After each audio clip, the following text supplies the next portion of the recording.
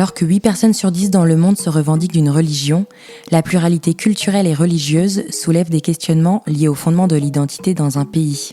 Chaque pays, avec son histoire, ses valeurs et son régime politique, est irrémédiablement confronté à cette diversité en termes d'ethnie, de langue ou de croyance. D'une démocratie qui interroge son modèle de laïcité à un État autoritaire qui rejette ses minorités, nous vous emmenons à travers ce podcast dans un voyage au cœur des sociétés plurielles. D'un bout à l'autre du monde, nous essaierons de comprendre avec vous les enjeux et les problématiques liées à la pluralité culturelle et religieuse. Dans un podcast précédent, nous avions retracé l'histoire du Liban au prisme du confessionnalisme politique. Si vous n'avez pas écouté cette première partie, nous vous conseillons vivement de le faire avant d'écouter ce podcast. Pour rappel, nous avions vu comment l'État libanais s'est construit sur la base d'un consensus entre les différentes communautés religieuses. Ce consensus a toutefois été rapidement fragilisé par les crises politiques, le contexte régional et l'échec des réformes. Après une guerre civile qui déchire le pays pendant 15 ans, le pouvoir est redistribué entre les différentes confessions, fondant les bases d'un système aujourd'hui mis à mal. Maintenant, nous adoptons 2 autres perspectives importantes dans la structuration des rapports confessionnels. D'abord, il s'agit de saisir le paysage socio-économique libanais. Ensuite, nous prendrons une perspective géopolitique en dressant un panorama des influences régionales. Pour commencer, comment est structurée l'économie libanaise avant la guerre ? Le Liban a toujours été marqué par la diversité. Outre la diversité religieuse et culturelle, le pays connaît de profondes inégalités économiques. Les secteurs d'activité sont peu diversifiés et les richesses inégalement réparties entre les différents groupes sociaux. On parle souvent d'un âge d'or du Liban, lequel se situerait entre la fin du mandat français en 1943 et le milieu des années 70, lorsqu'éclate la guerre du Liban. Durant toute cette période, le Liban, aussi appelé la Suisse du Proche-Orient, était au centre du Moyen-Orient. Il est alors perçu comme un îlot de libéralisme, que ce soit au niveau des mœurs, de la liberté d'expression, mais également de la liberté d'entreprendre et de commercer. Beyrouth est à la fois un paradis fiscal, un épicentre éditorial et médiatique dans le monde arabe, et une importante place de commerce. Le Liban est réputé pour ses hommes d'affaires et sa présence dans le monde entier par l'intermédiaire de sa diaspora. L'économie d'avant-guerre, jusqu'en 1975, est marquée par l'importance des importations, compensée par la diversité du secteur bancaire. Mais à cette époque, le pays est également doté d'un secteur productif au niveau commercial, industriel et agricole, et c'est à Beyrouth que ces productions s'échangent majoritairement.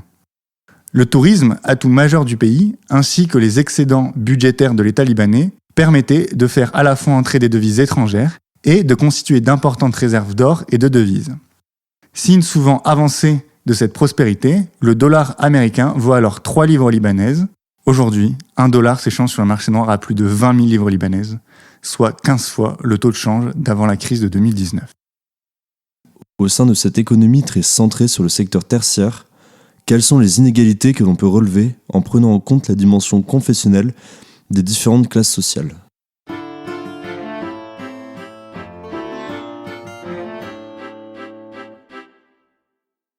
Cette économie perçue comme prospère ne profitait pas nécessairement à l'ensemble de la population.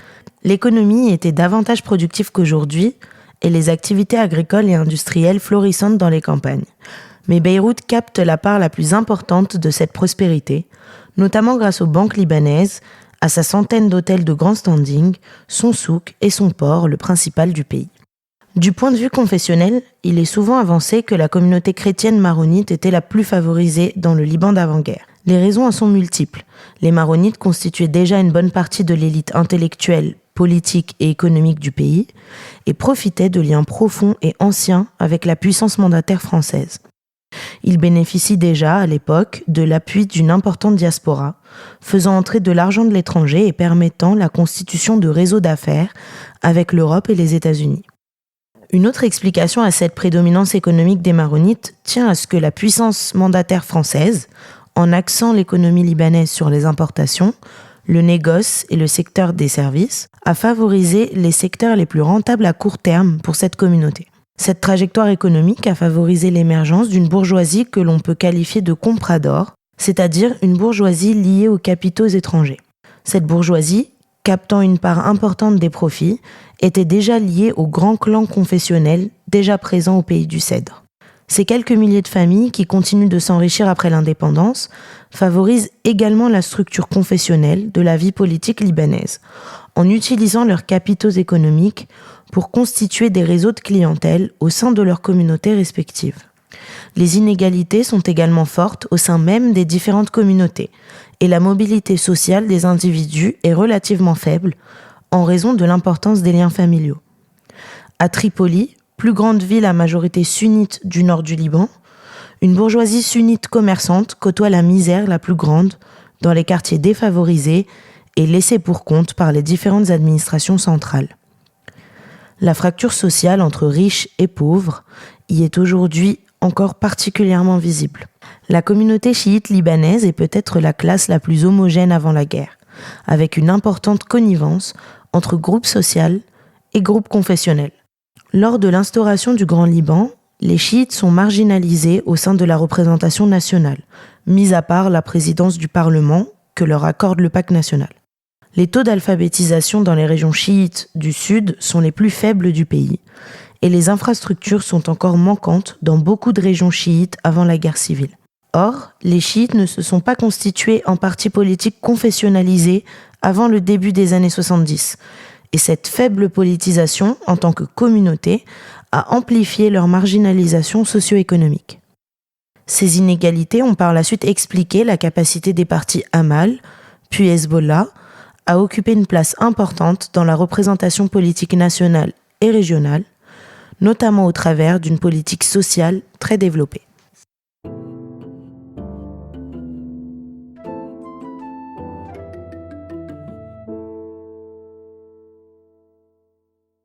Ces inégalités sociales et économiques permettent de mieux comprendre l'évolution et les différentes trajectoires politiques que ces communautés ont par la suite suivies.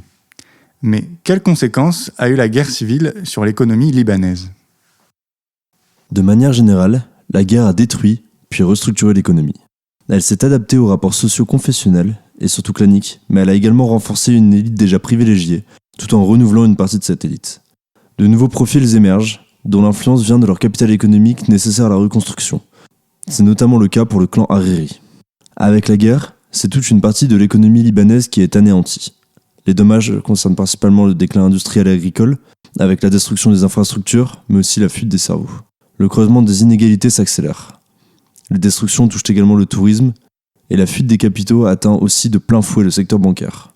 L'impact de la guerre sur le secteur productif n'a jamais réellement été effacé.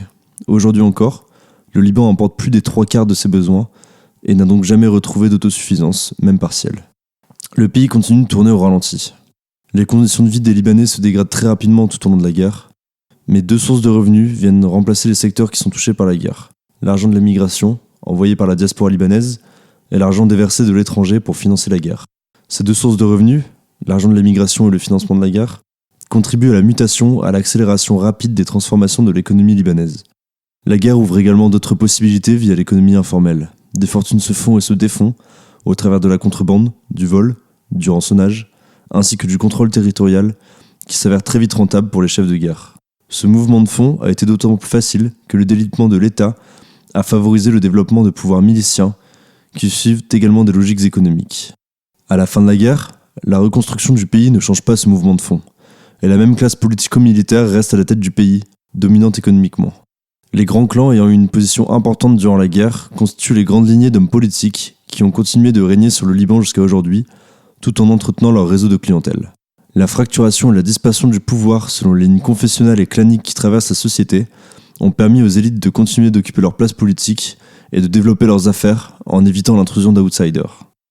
La reconstruction démarre dès l'année 1990 sous l'impulsion de Rafik Hariri, un homme d'affaires libanais, également saoudien et proche de l'Arabie Saoudite, qui axe le développement et la reconstruction du pays sur l'activité bancaire et touristique. Cette reconstruction se fait sous la supervision de Washington, de Riyad et enfin de Damas, qui avait maintenu ses troupes sur une grande partie du Liban. Une fiscalité dérisoire, des taux d'intérêt très élevés, et l'économie de services constituent l'essentiel des activités économiques à Beyrouth et font du Liban une place financière importante du Moyen-Orient. Le secret bancaire et la fiscalité avantageuse permettent d'y placer de l'argent, alors que la présence militaire syrienne profite parallèlement des différentes activités de trafic et de blanchiment d'argent. Le Liban est l'un des paradis fiscaux les plus rentables. Ces différentes tendances au sein de l'économie libanaise continuent après l'assassinat de Rafik Hariri en 2005, ainsi qu'après le retrait des troupes syriennes. Globalement, le système économique se développe autour d'un endettement de masse, de la surévaluation de la livre et de la négligence des secteurs productifs. Le chômage entraîne également une fuite des cerveaux, et notamment chez les jeunes. Ce modèle engendre un creusement des inégalités au sein du pays, parallèlement à la déliquescence des services publics et à la corruption généralisée. La nouvelle économie, issue de la guerre, enrichit les mêmes groupes sociaux que ceux qui profitaient déjà de l'économie de cette guerre, et dont l'intérêt reste le maintien du système confessionnel pour leur propre maintien au pouvoir. Globalement, les communautés chrétiennes continuent d'occuper une place socialement dominante, mais les élites se sont diversifiées légèrement. Les hommes d'affaires sunnites ont également pu se tailler une part importante du gâteau libanais, et les populations chiites se sont constituées politiquement au travers du parti Amal, puis du Hezbollah. Ce dernier a comblé le vide social laissé par l'État libanais dans la région chiite. Parallèlement à cette politisation, une partie de la communauté chiite a également été caractérisée par une forte ascension sociale, creusant les inégalités avec la frange toujours plus appauvrie de cette même communauté. Aujourd'hui, le paysage socio-économique apparaît toujours plus fragmenté au Liban. Ainsi, le pays traverse une crise économique sans précédent depuis 2019, une crise qui s'accentue encore chaque jour. Alors, comment pourrait-on résumer les enjeux économiques au Liban depuis 2019 ?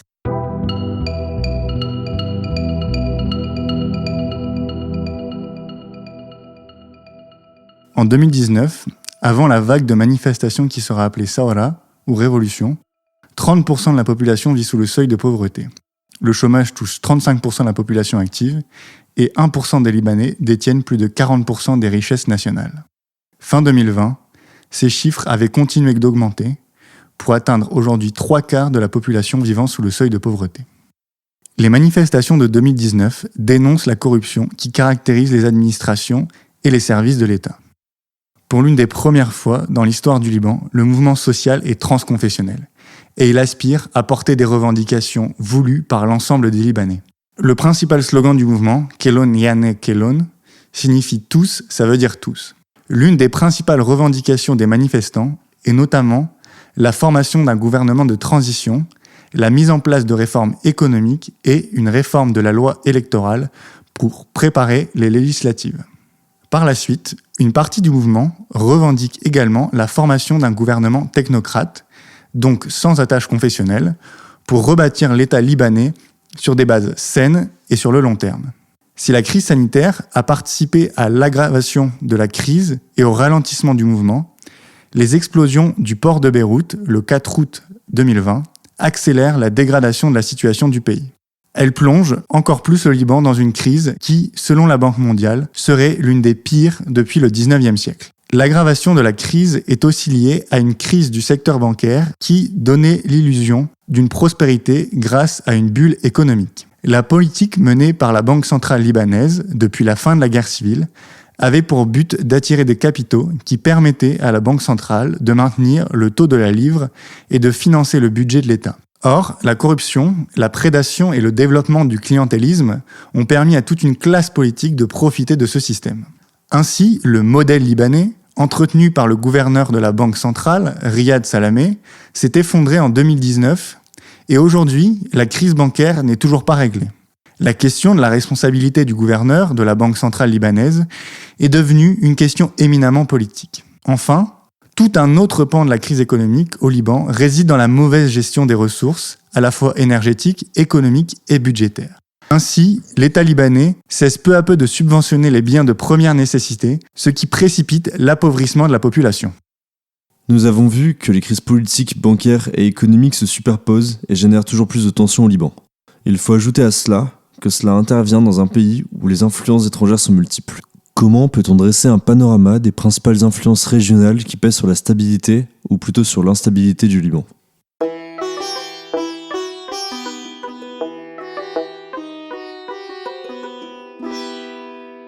Effectivement, la place du Liban au Moyen-Orient peut être comprise avec la notion d'État tampon. Le Liban se trouve au milieu de puissances régionales en conflit et constitue donc un État tampon qui est le lieu d'affrontement indirect entre ces États. Et c'est justement cette position qui amène à se questionner sur l'existence du Liban en tant qu'État-nation, puisque la construction nationale est grandement influencée par ces puissances étrangères. À cela s'ajoute le fait que les groupes politico-confessionnels entretiennent des relations privilégiées avec certaines puissances, ce qui fragilise la cohésion interne entre ces groupes. On peut donc commencer notre tour d'horizon des puissances régionales qui influencent le Liban, en commençant par l'État d'Israël, mais aussi par les Palestiniens. Le rôle d'Israël a été particulièrement important, et ce même avant sa création officielle. Lors des négociations concernant les frontières du futur foyer national juif, les sionistes revendiquent une partie du territoire du Sud-Liban, en s'appuyant notamment sur des arguments religieux et économiques. Mais la France, jouant son rôle de protectrice du Liban et des Maronites, a évité cette amputation du pays du Cèdre. À partir de sa création officielle, Israël a mis en place une véritable politique de déstabilisation en essayant de s'appuyer sur la communauté maronite. L'idée de cette politique était que les Maronites pouvaient constituer un allié potentiel d'Israël dans la région, dans une logique d'alliance des minorités contre les pays arabes majoritairement musulmans. Certains dirigeants israéliens ont même envisagé que la création d'un Liban chrétien serait possible en s'appuyant sur quelques officiers maronites. Mais au vu de la situation libanaise, une telle alliance entre Israël et certains partis maronites aurait eu des conséquences irréversibles sur l'entente entre chrétiens et musulmans et sur le consensualisme, qui est pourtant un élément clé de la construction nationale libanaise.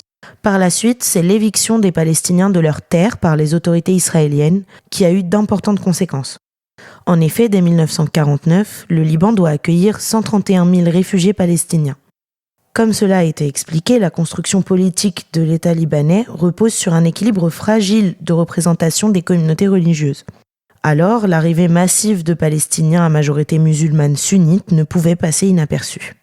Cette présence est donc perçue comme une menace par les partis maronites, puisqu'elle renforce la part de musulmans dans le pays. De plus, l'arrivée massive de Palestiniens préfigure un déplacement de la résistance palestinienne vers le territoire libanais, et donc une déstabilisation de l'intérieur. Ces rivalités sur la présence palestinienne vont tourner à l'affrontement en 1967, lorsque l'armée libanaise, dirigée historiquement par un maronite, tente de réguler la présence des mouvements de résistance palestiniens. Cette politique est alors critiquée par une partie des musulmans et de la gauche, et fait grandir la division du pays sur la question palestinienne. Et peu à peu, l'État va se retrouver incapable de contrôler non seulement la résistance palestinienne armée, mais également la militarisation des milices libanaises, comme on l'a vu dans la contextualisation de la guerre civile. À cette tension montante vient s'ajouter l'accord du Caire de 1969, signé par le président libanais, qui légitime la présence de la résistance palestinienne au Liban. L'OLP, principale organisation de ce mouvement, devient alors un véritable État dans l'État, car les camps sont autogouvernés par les Palestiniens.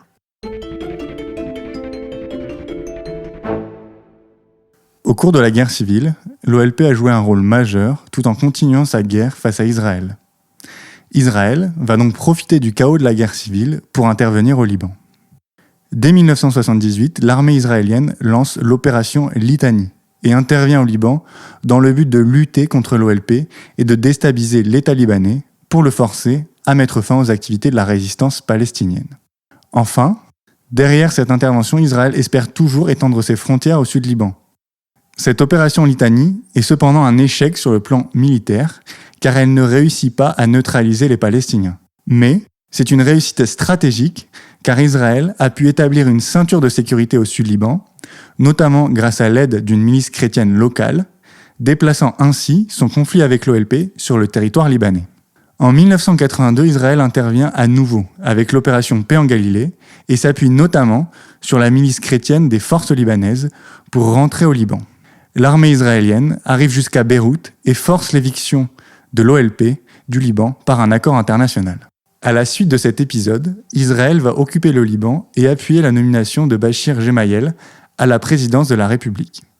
Mais Bachir est assassiné quelques jours plus tard, ce qui va provoquer la colère des phalangistes, importante milice chrétienne. Et c'est sur les réfugiés palestiniens de Sabra et Shatila qu'il dirige par la suite cette colère. Et ce, avec la complicité active des forces israéliennes. Tous ces événements illustrent la stratégie israélienne de diviser pour mieux régner. Par la suite, Israël va se retirer de Beyrouth, mais continuer à occuper le sud du Liban, en s'appuyant sur la milice chrétienne appelée l'Armée du Liban Sud ou Armée de Antoine Lahad. Cette occupation mène ensuite à une guerre d'usure entre le Hezbollah et Tsahal, alors qu'au début, Les chiites pensent que l'intervention israélienne visait uniquement à lutter contre l'OLP. Ils comprennent rapidement qu'Israël souhaite rester dans le sud du Liban. Ils s'engagent alors dans une résistance. La résistance islamique au Liban est l'organe militaire qui naît à la suite de l'invasion israélienne de 1982. Ensuite, elle donne naissance à un parti, le Hezbollah, qui prend une grande importance dans les années 1990. En 2000, Israël va finir par se retirer officiellement du Liban, en raison notamment de l'essoufflement des logiques sécuritaires et face aux critiques de la société israélienne. Ce retrait est perçu comme une victoire du Hezbollah et va constituer un moment clé de l'imaginaire rhétorique du parti.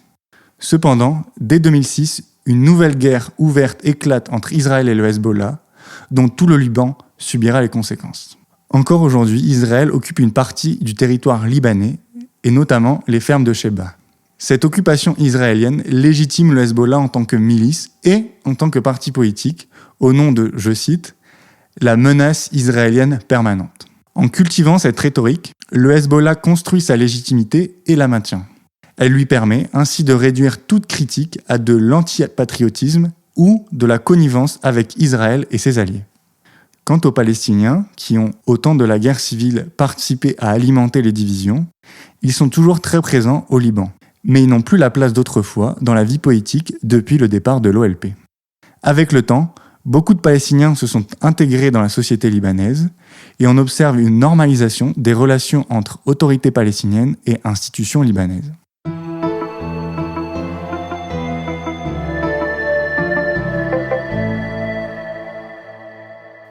Par ailleurs, l'autre acteur régional qui a eu un rôle majeur dans l'histoire du Liban est évidemment la Syrie. Ce sont des liens historiques qui unissent ces deux pays, car en effet, une part importante du Liban actuel était rattachée au territoire syrien sous l'Empire ottoman. Les premières années de la création du Liban, la Syrie a constitué un enjeu clivant dans la construction de l'identité libanaise, car une partie des Libanais revendiquaient leur appartenance à la Grande Syrie, ou le Bilad al-Sham. Au cours de l'histoire moderne du Liban, le régime syrien a profité des divisions communautaires du pays et a même contribué à les amplifier en faisant alliance avec l'une ou l'autre des communautés afin de servir ses propres intérêts stratégiques. L'exemple le plus illustratif est celui de la guerre civile. La Syrie intervient au Liban en 1976 à la demande du gouvernement libanais pour l'aider à contrôler l'OLP, Organisation de libération de la Palestine. L'objectif stratégique de la Syrie est d'empêcher la création d'un Liban chrétien allié d'Israël et de déplacer son conflit avec Israël sur le sol libanais. Elle joue alors un rôle de médiateur entre le camp chrétien de droite libaniste et la gauche pro-palestinienne. Cependant, sa position évolue énormément par la suite en fonction du terrain. En jouant des alliances, la Syrie parvient à maintenir sa présence au Liban et à s'y établir dans la durée, malgré la perte de légitimité de cette présence, puisqu'en 1982, le Liban ne demande plus l'intervention syrienne. Or, en 1989, la Syrie parvient à assurer son emprise sur le Liban, car l'accord de Taïf légitime la présence des troupes syriennes pour aider l'État à s'affirmer. Dans les faits, s'ouvre une période où le Liban est contraint de s'aligner sur les intérêts économiques et les politiques syriennes, et dans laquelle la Syrie orchestre plus ou moins la vie politique. Elle profite également des nombreux trafics, comme on l'a dit, et sa présence est une source de profonde division dans la société libanaise. Une partie des chrétiens, se sentant exclus, boycottent les élections de 1992. La Syrie joue le rôle de polarisateur de la scène politique libanaise. Le point culminant de ces divisions sur la présence syrienne intervient en février 2005 avec l'assassinat de Rafik Hariri, qui est une personnalité anti-syrienne. Le régime syrien est accusé d'être le responsable de cet acte. Les tensions entre pro-syriens et opposants à la présence syrienne montent jusqu'au 8 mars, où a lieu une manifestation pro-syrienne dénonçant ces accusations. En réponse à cette manifestation, le 14 mars, plus de 1 million de personnes se mobilisent pour demander le retrait du régime syrien. Ce dernier va finir par se retirer face à la pression et grâce à une résolution de l'ONU. Cela ne l'empêche pas pour autant de poursuivre ses exactions sur le territoire libanais avec une série d'attentats visant des personnalités politiques ou médiatiques anti-syriennes. Depuis lors, la vie politique libanaise s'articule en partie autour de ces deux blocs. D'un côté, le bloc du 8 mars pro-syrien est composé des partis chiites Hezbollah et Amal, ainsi que du courant patriotique libre, le parti chrétien du président Michel Aoun. D'un autre côté, nous avons le bloc du 14 mars, avec le courant du futur, parti sunnite de Hariri, des partis chrétiens comme les forces libanaises de Samir Jaja et le parti druze de Walid Jumblat. Sur la question syrienne, il faut apporter une nuance. Le positionnement des Libanais n'est pas seulement le résultat de leur identité religieuse, c'est surtout une question qui dépend d'intérêts politiques et cela explique la division des chrétiens sur le sujet. En poursuivant notre tour d'horizon des puissances régionales influentes au Liban, on en arrive maintenant à l'Iran. L'intérêt de l'Iran pour le Liban est né à la suite de la révolution islamique qui a eu lieu en 1979. L'idéologie de cette révolution s'est exportée au Liban par le biais d'une partie de la communauté chiite.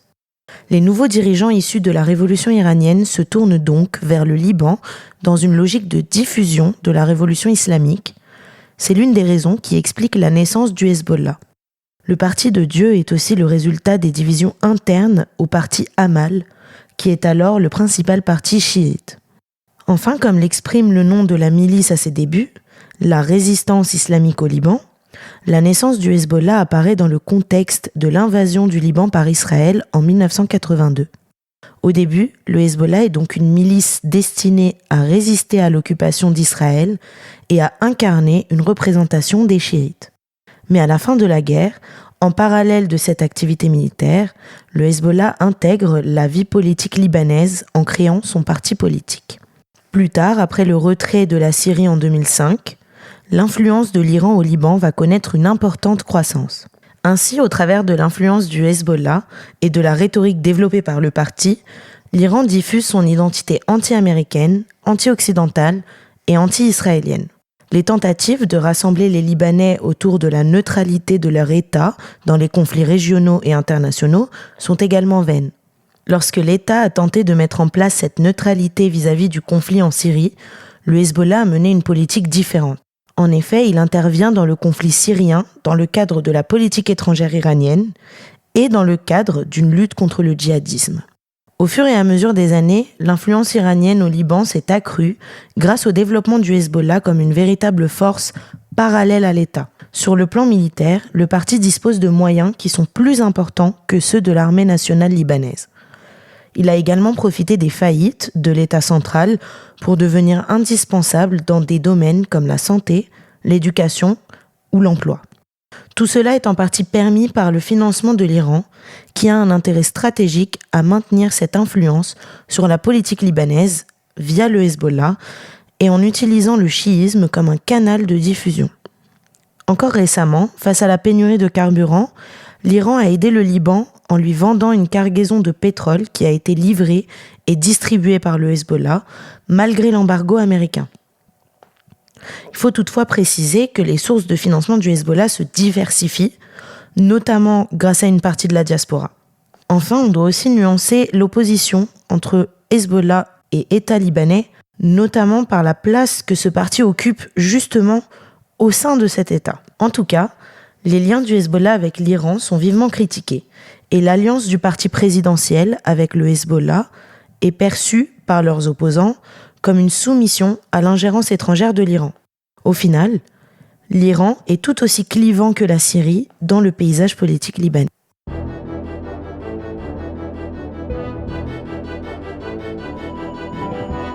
Enfin, les liens entre le Liban et les pays du Golfe ont également une dimension structurante. Cette influence s'inscrit dans les liens historiques entre la communauté sunnite libanaise et les pays du Golfe. En effet, une importante diaspora libanaise travaille dans ces pays. Ces liens se sont renforcés quand Rafik Hariri, très proche du roi Fahd, est devenu Premier ministre au Liban.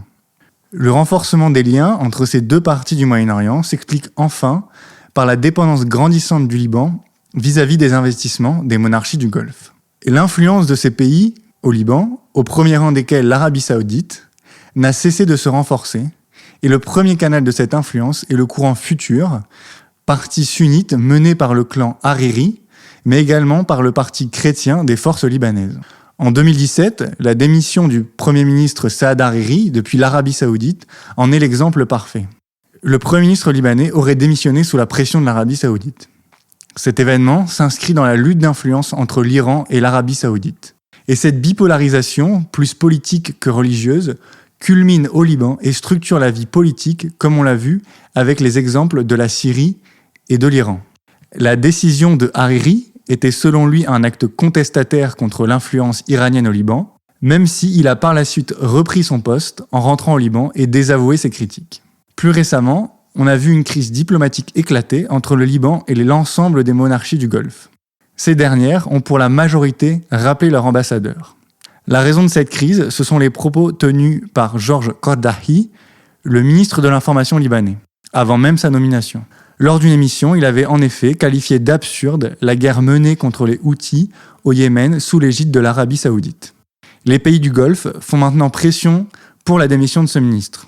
Encore une fois, le fond de cette crise est la lutte d'influence entre l'Iran et l'Arabie saoudite, dont le Liban paye le prix, car elle a de graves conséquences économiques dans un contexte déjà difficile. Pour finir, il est nécessaire de mentionner l'influence des pays occidentaux et particulièrement de la France, dont les liens historiques avec le pays du Cèdre sont ressortis au grand jour avec le président Emmanuel Macron. Les États-Unis, quant à eux, par l'importance du dollar dans la situation financière libanaise et par leur opposition au Hezbollah, ont également une influence politique conséquente. On a donc pu passer en revue les différents éléments politiques, économiques et géopolitiques qui dessinent les enjeux du pluralisme confessionnel au Liban. Il apparaît que le facteur confessionnel, par sa matérialisation politique, institutionnelle, économique et géopolitique, est au cœur des défis que connaît le Liban aujourd'hui. Certains relient la question confessionnelle au Liban à celle de la construction de l'identité nationale. Comme si cette pluralité empêchait l'affirmation du Liban comme nation et la création du lien entre toutes ses composantes. En réalité, il semble bien que cette pluralité confessionnelle, par les défis qu'elle a posés, constitue en elle-même cette identité nationale. D'ailleurs, les crises que vit le Liban actuellement ne sont pas, à proprement parler, confessionnelles. Le confessionnel est plutôt un outil mobilisé par les acteurs pour le maintien d'un système qui leur est profitable. Ce système doit aujourd'hui être questionné, et c'est là tout l'enjeu des prochaines législatives libanaises qui doivent avoir lieu au printemps 2022. Vous venez d'écouter le podcast « Voyage au cœur des sociétés plurielles » produit par l'Observatoire Pharos. N'hésitez pas à nous transmettre vos remarques, critiques ou commentaires par email à l'adresse contact@observatoirepharos.com. Vous pouvez également soutenir la poursuite de ce projet de podcast grâce à notre campagne de financement participatif disponible dans la description. Pour rester informé de la sortie des prochains épisodes et pour accéder à nos différents contenus relatifs au pluralisme culturel et religieux, rendez-vous sur notre site web www.observatoirepharos.com. Retrouvez-nous aussi sur nos réseaux sociaux, Twitter, Facebook, LinkedIn et Instagram, et abonnez-vous à nos différentes lettres d'information. À très vite pour un nouveau voyage.